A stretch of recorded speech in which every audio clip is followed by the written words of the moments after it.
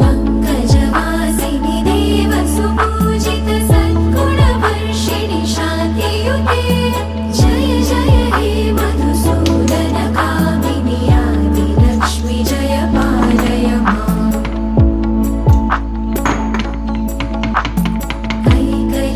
कैकलिकल्मषनाशिनि कामिनि वैदिकरूपिणि वेदमये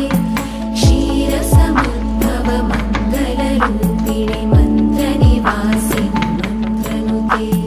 मङ्गलदायिनि अम्बुजवासिनि देवगणाश्रितपादयुते जय जय हे मधुसूदन कामिनि धान्यलक्ष्मि जय पालय माम्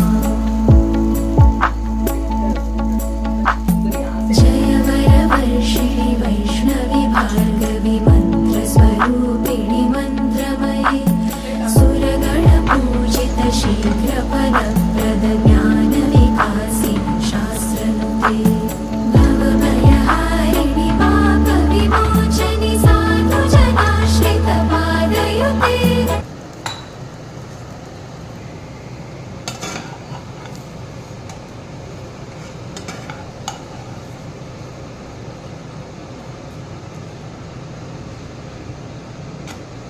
No,